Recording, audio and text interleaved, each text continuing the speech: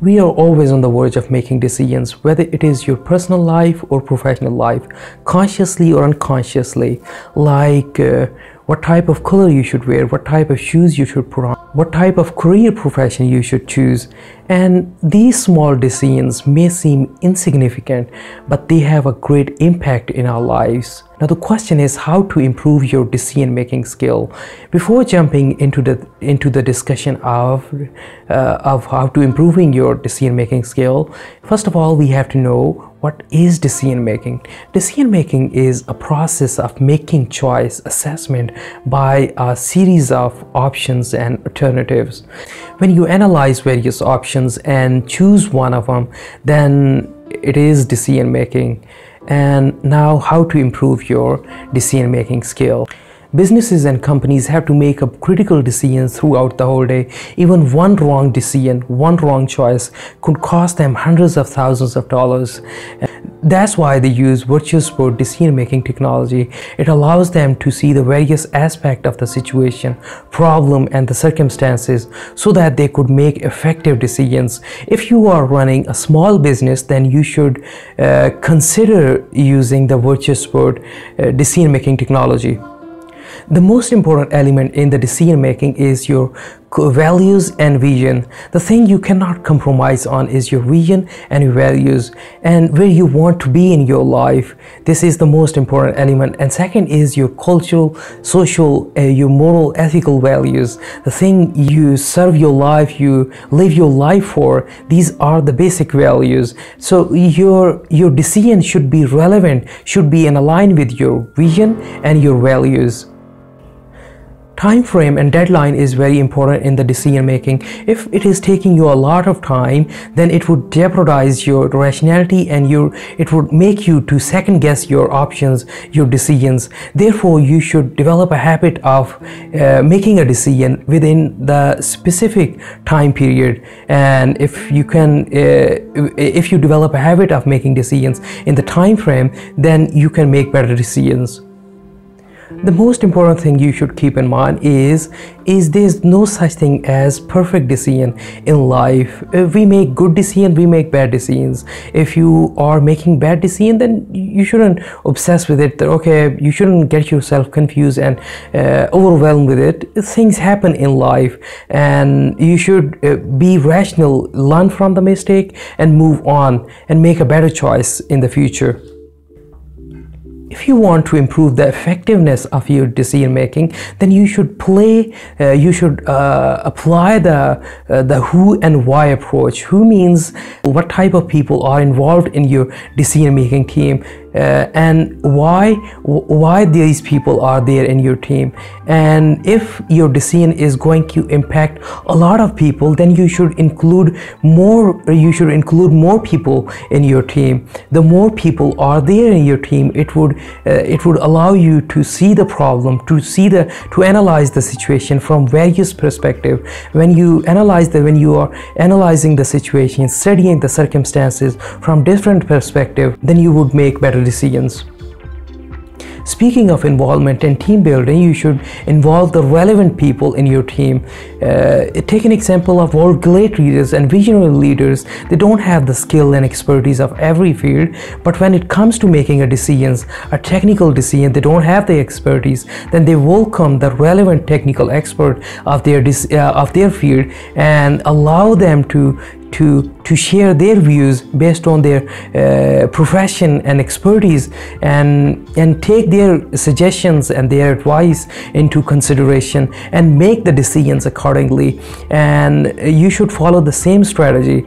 The most important factor that could jeopardize our decision, that could impact the result, is our own personal bias and prejudice. We all have bias and prejudice. We don't, for instance, I'm an Asian, I'm from Punjab, Indian, Pakistani culture, then I have my own limitations and I have my own biases. And on the other hand, Western people have their own biases, and we all have different backgrounds, different experience, and our background impact our decisions. And that's why you should keep checking your personal biases and prejudice. If you make decision based on your intuition and gut feelings, then you should keep evaluating your gut feelings and your intuition. Perhaps it could be compromised, it could be jeopardized by your personal biases and prejudice. You should be clear about your goals and objectives. If you are clear about your goals in terms of your professional life, your business, where you want to be, where you want to take your business, where you want to take your relationship, where you want to take your career, and if you are clear about your goals and objectives, then it would help you to be clear about your decisions. Speaking of goals and objectives, you should also be clear about the roadmap. How would you reach to your destination, and what type of plan you should follow? And if you are clear about your goals, then you should also be clear about the roadmap. How would you reach there? If your roadmap is clear, your plan and your destination is clear, then you can make the effective decisions. One thing that we don't like in our lives is constant disagreement, but when it comes to decision making, this disagreement plays a significant role. It helps us to be creative, to see things from the different perspective. That's why you should always include one such person that would disagree with you, always question your decisions. You should consider applying the rule of 10. The 10 could be 10 days, 10 hours, 10 months, 10 years. You should play the what if role. If you take this decision, then how would your life, how would your business, how would your relationship would turn out to be in the next 10 days, in the next 10 hours, or in the next 10 years? Then 10 rule of 10 is very important in the decision making. If you are running a business, the thing that business managers and business owner hate is listening to the different point of views.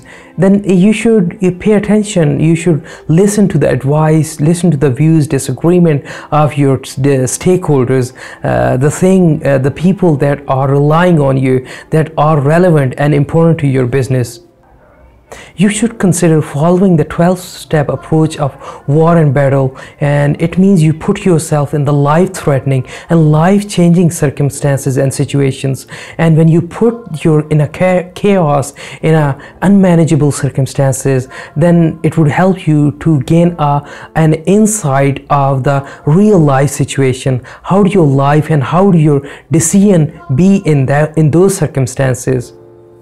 When we are making decision, then it comprises our decision making process subconsciously comprises of three main elements: our instinct, our emotions, and our brain. Our brain helps us to see the logic, to see the rational side of things for our career, for our life, for our relationship. And our emotions helps us to see the subtle and the most delicate side of our personality, of our values, of things that we like. And the instinct helps us to see the things from our instinctive, self-protective point of view. If you are making decision that isn't aligned with any of these three elements, then you should avoid such decisions. The decisions should be in alignment among all of these three elements: your brain, your emotions, and your gut feelings. Whether you are making decision for your personal life or professional life, the most important question you should always ask yourself while making a decision is, what's in it for me? And it would help you to clarify things, clarify the goals and objectives. If you are making decision, taking a lot of responsibilities, that is nothing in there for you, then you should avoid taking such responsibility, a burden of making a decisions. If you are making decision for problem solution, then you should always define the problem. What is the problem that you are facing? If you define the problem, if you diagnose the exact cause of the problem, then you can make the right decision. And make sure to collect the right information, the relevant information, and filter the information and narrow down to the main factors that are impacting the problem and diagnose it. Professionally speaking, if you are making decisions for the business and for your company, then you should be clear about your roles and responsibilities. It would help you to clarify the objectives and what's in it for me. You should apply this rule. And if you have more than one subordinate and you have the clear authority, then you should make the decision. If you don't have subordinates, if you don't have the access to the resources, if you don't have the authority to make the decision, then you should avoid such situations. situation. It is better off to not to make the decision than to make a decision that is not suitable for you, that you are not authorized to make.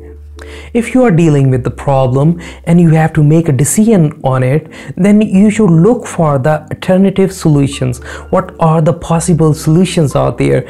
You should analyze and study every alternative, the strengths and weaknesses of every options.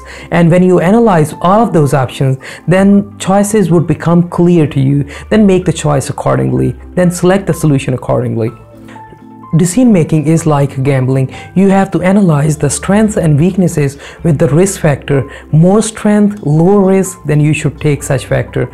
And that's how these are some of the main elements that you can use to improve your decision making skills. If you have any question, just leave it in the comment box below. I'll answer it to you. I'll get back to you as soon as I can. Have a good day, good evening, good afternoon, midnight, wherever you are, whatever time it is in your part of the world.